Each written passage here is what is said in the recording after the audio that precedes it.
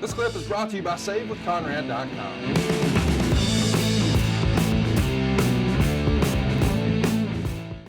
Cena and Michaels are ready to roll in main event Raw.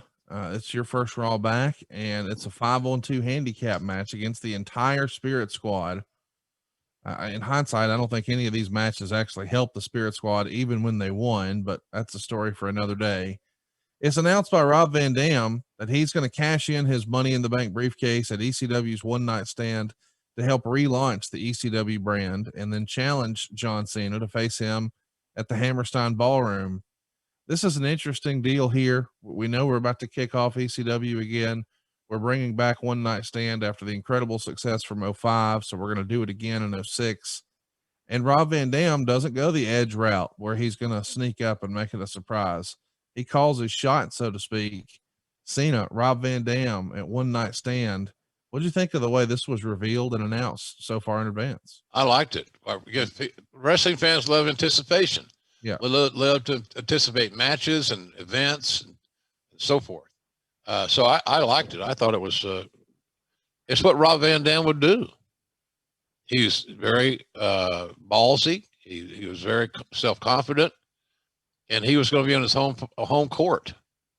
That was one of the better atmospheres of any event that I saw, and I watched that on television. I wasn't there that night, so. You know, it was a tight fitting deal. We tried to keep the staff down a little bit. And I was just, getting back in the hunt. So I stayed home and watched it on pay-per-view. But I thought it was one of the more amazing atmospheres that I had seen in a WWE produced event ever. So I thought the experiment worked, and John Cena showed that he was the soldier that we thought he was. He had no issues going into hostile. Brother, it was hostile. Yes, it was. I think, was that where they said that Cena wins, we riot? Yes, that is exactly it. So, let's talk about the bill to get there. Let my family save your family some cash. You don't need perfect credit. You don't need money out of your pocket, but we will save you money. It's not a matter if, it's a matter of how much. SaveWithConrad.com. Cena and Sabu would end in a DQ when Big Show interferes to attack Cena to solidify that Show is ECW. And then at One Night Stand, we already sort of teased it a moment ago, Rob Van Dam, easy for me to say, picks up the win in 20 minutes and 39 seconds. But Paul Heyman has actually got the guy who counts the pin once WWE referee Nick Patrick was knocked out. The atmosphere that night was off the charts, as you mentioned. Yeah. WWE though is really on a slippery slope of sorts here, because they're allowing their brand and their top stars to be perceived on television as uncool. I mean, ECW fans here were chanting same old shit, fuck you Cena, you can't wrestle. And I mean, it was quite the atmosphere. He takes his shirt off, throws it to the crowd, they throw it back. It made for great TV. Yeah.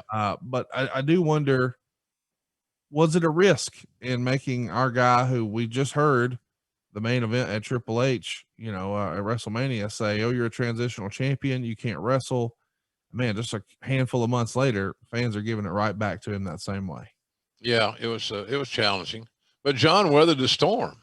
Yeah, and he showed great character. He showed great integrity as far as the profession was concerned. He went out, and as any true pro would do, he ran the plays that were called, and he did it very well. So I have a lot of respect for John. He was way out of his comfort zone, if you will, but that's a good thing. Wrestlers that hover and establish residency in their own respective comfort zones is really the kiss of death. You got to continue to change your game. You got to continue to evolve. You can't be like Nolan Ryan and throw mostly fastballs. You got to throw an off-speed pitch every now and then. You got to change the zone. You got to work the outside part of the plate, or whatever baseball analogy you want to utilize. But Cena always, I think Cena gained a lot of respect from the locker room, because I'm sure a lot of the guys would say, "I'm not putting that shit over." right. Well, they would say that until they were booked, and then they'd go out and do it. Let's talk a little bit about the decision to go with Rob Van Dam here. It feels like a major moment when John Cena is able to defeat Triple H at WrestleMania. You know, the prior year, you could argue he was the top guy. They went with Batista to close the show, but you have Edge cash in on him in January. He wins it back at Royal Rumble. He successfully defends against Triple H, but just a couple of months later, he's dropping it to Rob Van Dam. Was Rob that hot? Did you feel like ECW needed the shot in the arm, or was the old man second guessing himself on Cena here? I think it was Van Dam was, it was striking while the iron is hot. Yeah. Situation. I don't think it had anything to do with John, other than John could make Rob Van Dam's victory mean more. So I don't think to me, that's what it was. I mean, let's not forget either, you know, the newly minted Hall of Famer, Rob Van Dam, was an amazing talent.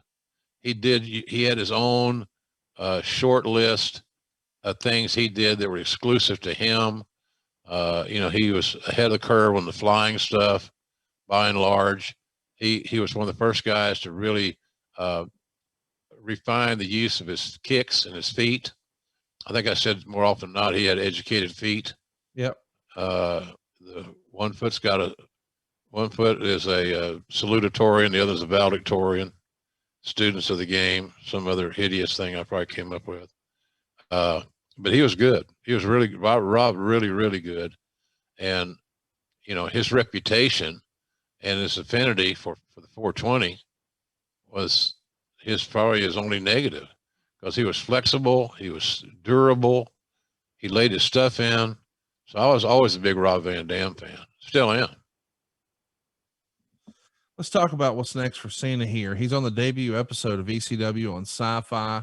They're trying to give that show every chance they can to succeed. Sabu's going to win a battle royal to earn a shot to face Cena at Vengeance. And there had to be some sort of faith somewhere in these guys working together, because they're going to have a third match. We would also see John Cena defeat Balls Mahoney on Raw. That's a sentence I don't think any of us ever thought we'd say. And then we see Cena beat Sabu at the pay-per-view in an extreme lumberjack match.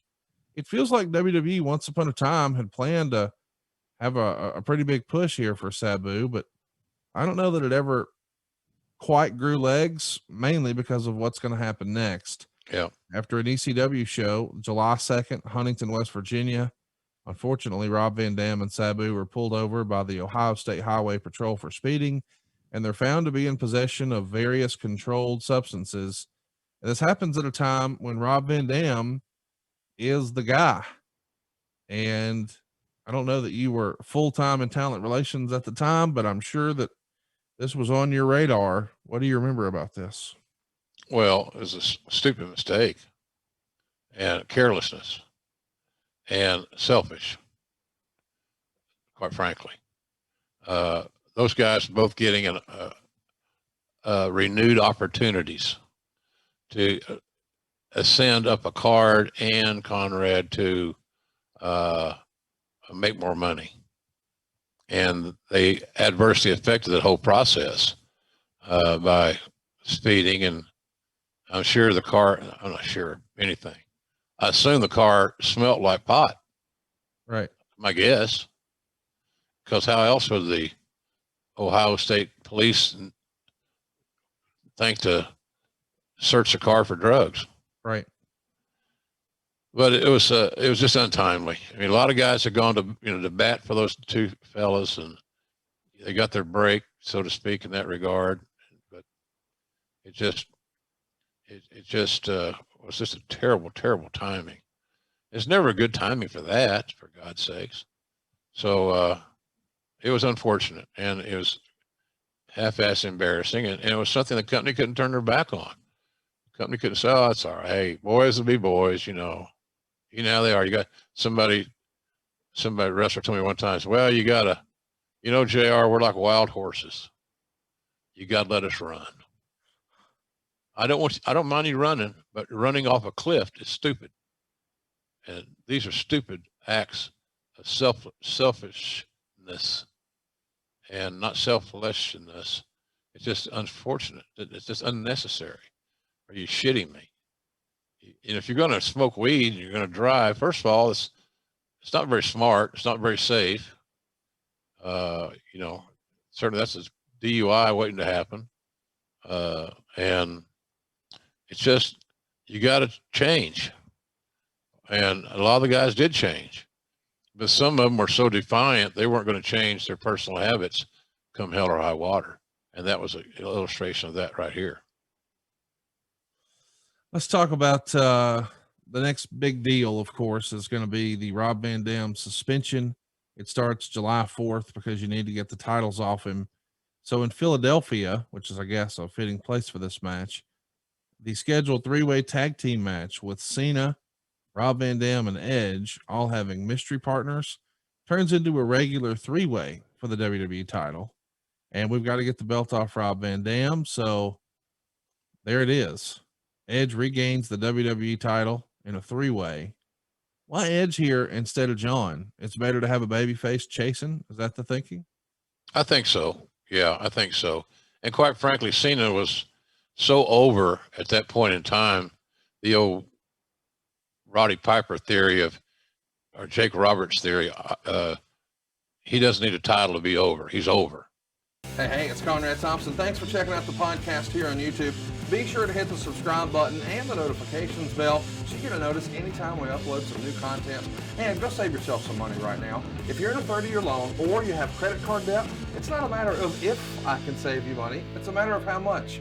Find out right now for free at SaveWithConrad.com.